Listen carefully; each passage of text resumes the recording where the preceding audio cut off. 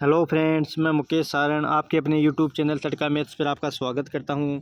आज का जो हमारा टॉपिक है वो है समय व चाल का सापेक्ष चाल। आज के इस वीडियो में हम सापेक्ष चाल पर विस्तार से चर्चा करने वाले हैं। पिछले वीडियो में भी हमने सापेक्ष चाल के बारे में कुछ बातें सीखी थी। आज हम उससे रिलेटेड कुछ सवाल करने वाले हैं। ठीक है, सापेक्ष चाल क्या होती है? सापेक्ष चाल होती है जब दो ट्रेन एक दूसरे के आमने सामने आती हैं, जब दो ट्रेन एक दूसरे को पार करती हैं। तो हमने पिछले वीडियो में देखा था कि जब दो ट्रेन एक दूसरे के आमने सामने आती हैं तब उनकी सापेक्ष चाल उनका योग करते हैं, और जब एक दूसरे को पार करती हैं तब उनकी सापेक्ष चाल में हम उनकी चाल का क्या करते हैं, अंतर ज्ञात करते हैं।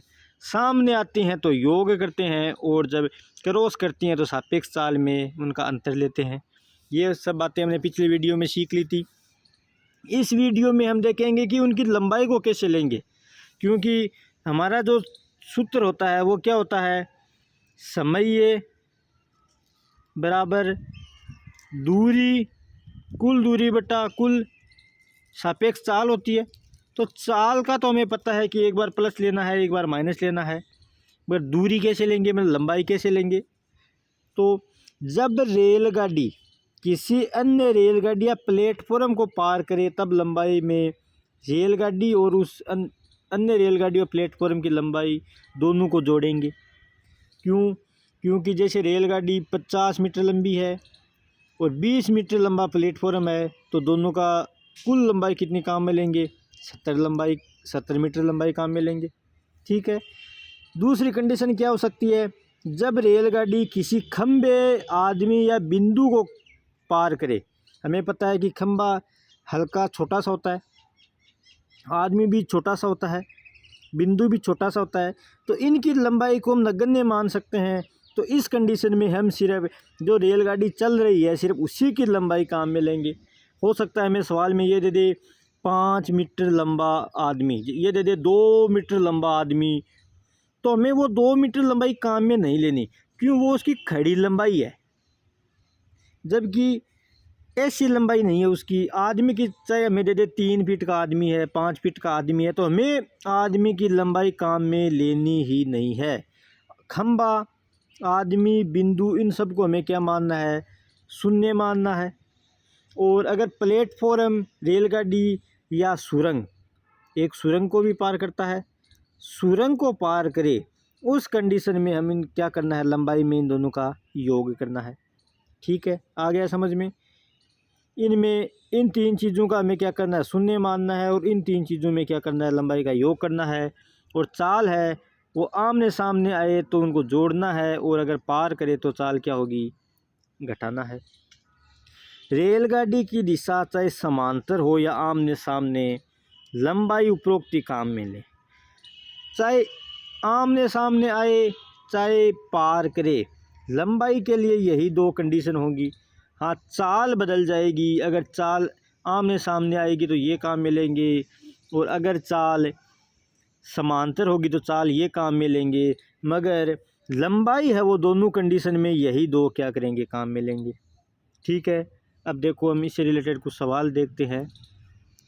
हमारा पहला सवाल क्या है, एक रेलगाड़ी 72 किलोमीटर पर आवर की चाल से चलते हुए एक आदमी को पार करने में कितना समय लेगी यदि रेलगाड़ी की लंबाई 300 मीटर है। हमारा सूत्र क्या होता है, हमारा समय का सूत्र होता है समय बराबर कुल दूरी बोल दो चाहे लंबाई बोल दो, बट्टा सापेक्षिक चाल। हमारा सूत्र तो यही होता है, लंबाई बटा चाल या दूरी बटा चाल ही होता है। ये कुल दूरी तो 2 चीज़ आ गई, इसलिए कुल दूरी, और 2 चीज़ हैं इसीलिए इनकी क्या है, चाल को सापेक्षिक चाल हमने बोल दिया। ठीक है, अब देखो रेलगाड़ी की स्पीड मतलब चाल कितनी दे रखी है हमें, चाल दे रखी है 72 किलोमीटर प्रति घंटा। ठीक है, और लंबाई कितनी दे रखी है, लंबाई दे रखी है 300 मीटर। तो ये मीटर में है, ये किलोमीटर में है, तो हम क्या करेंगे, इसको भी मीटर में चेंज करेंगे। मीटर में चेंज कैसे करते हैं, किलोमीटर बड़ा है, मीटर छोटा है, तो छोटे में बदलना है, इसलिए ऊपर 5 छोटा आ गया बट्टा 18, 18 चौक 72, तो चाल कितनी आ गई 20 मीटर पर सेकंड क्या आ गई चाल। तो चाल ये है सब ठीक है, और लंबाई क्या है ये है, ठीक है। अब देखो समय ज्ञात करना है, कितने समय में पार करेगी, तो समय बराबर क्या सूत्र हमारा, कुल लंबाई। लंबाई किसको पार कर रही है, आदमी को, बिंदु को, खंबे को, तो लंबाई सिर्फ रेलगाड़ी काम में लेंगे, तो लंबाई कितनी लेंगे 300 बट्टा सापेक्ष चाल। चाल आदमी खड़ा है, ना समांतर चल रहा, ना आमने सामने आ रहा, तो लंबाई की चाल क्या हो गई 20, तो 300 मीटर बट्टा 20, एक शून्य से एक शून्य, तो 15 सेकंड है, मीटर पर सेकंड, तो 15 सेकंड, मतलब 15 सेकंड में वो रेलगाड़ी उस आदमी को क्या कर लेगी, पार कर लेगी। आ गया सवाल समझ में। अगला सवाल देखते हैं। अगला सवाल क्या है, दो ट्रेन क्रमशः जिनकी लंबाई 300 व 500 मीटर है, एक दूसरे के सामने क्या हो रही हैं, ये सामने आ रही हैं, ये तो 48 और ये 24 चाल से आ रही हैं, तो पार करने में कितना समय लेंगी। लंबाई दो रेलगाड़ी हैं, तो लंबाई कितनी हो जाएगी, लंबाई में तो दोनों का योग होगा, तो कितनी होगी 300 प्लस 500 कितनी हो गई 800 मीटर। चाल ये एक दूसरे के सामने आ रहे हैं, तो सापेक्ष चाल क्या होगा, इनका योग होगा, तो 48 और 24 का योग कितना होता है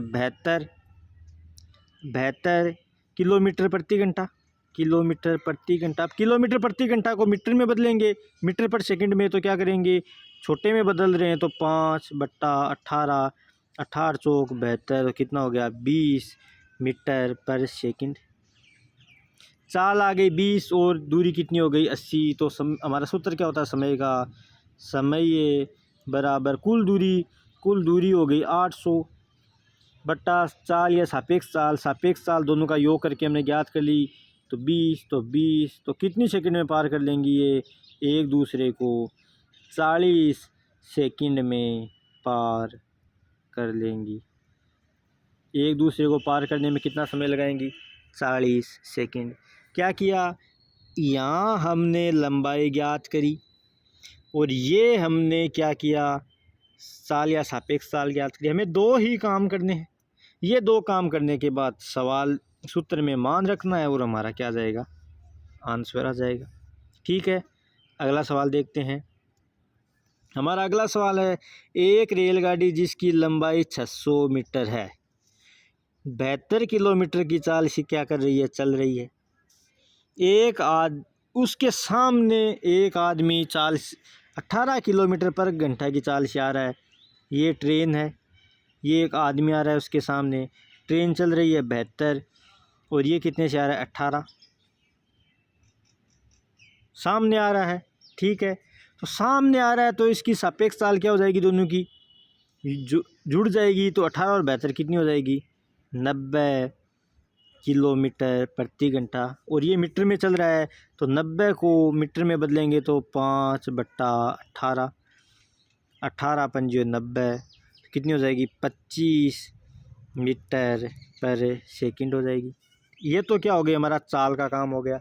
अब देखो लंबाई है वो कितनी दे रखी है 600, तो आदमी उसके सामने आए चाहे उससे दूर जाए, मगर आदमी की लंबाई हमेशा क्या माननी है, 0 ही माननी है। ठीक है, तो कुल लंबाई कितनी हो गई 600 मीटर। अब ये भी मीटर में है और ये भी मीटर में है, तो समय क्या होगा, समय बराबर दूरी बट्टा चाल, तो दूरी है 600 बट्टा चाल कितनी है 25, तो कितना आएगा 25 दूनू 50 चौक 100, 25 गुणा 24, तो कितना आ गया 24 सेकंड। तो क्या आया 24 सेकंड। तो वह आदमी ट्रेन को 24 सेकंड में पार करेगा, चाहे यह भी बोल सकते हैं कि वो ट्रेन भी उस आदमी को 24 सेकंड में पार करेगी। मतलब ये दोनों एक दूसरे को 24 सेकंड में पार कर लेंगे। ठीक है, आ गया समझ में अच्छे से। क्या था, कुछ भी नहीं था, दो ही चीज़ें। आदमी, रेलगाड़ी, जब रेलगाड़ी प्लेटफॉर्म या सुरंग को करे पार तो लंबाई को जोड़ दो, वरना जो लंबाई सिर्फ दे रखी है वही लंबाई काम में लेनी है। इन तीनों को क्या मानना है, शून्य मानना है। ये तो हो गया लंबाई का काम। फिर चाल का जो बट्टे के नीचे आती है, चाल में दो चाल दे रखी हैं, अगर एक दूसरे के सामने है तो प्लस, और विपरीत है अगर एक दूसरे समांतर है तो माइनस। तो ये इसमें तो दूरी का पता चल गया यहाँ से, और इन दोनों से किसका पता चला, इन दोनों से पता चला चाल का। मान रखेंगे तो हमारे पास क्या आ जाएगा, जो सवाल हमसे पूछ रहा है उस समय हमारे पास आ जाएगा। ठीक है, आ गया समझ में। इससे रिलेटेड हम नेक्स्ट सवाल, आगे के सवाल नेक्स्ट वीडियो में करेंगे। ठीक है, यह वीडियो आपको कैसा लगा कमेंट बॉक्स में ज़रूर बताना, और अपने दोस्तों के साथ भी चैनल को शेयर करना, और हमारे चैनल को सब्सक्राइब भी ज़रूर करना, ताकि आगे जो भी वीडियो आए वो सबसे पहले आप तक पहुँचें और आप उस वीडियो को जल्द से जल्द देख सकें और सवाल को आसान भाषा में सीख सकें। Thank you.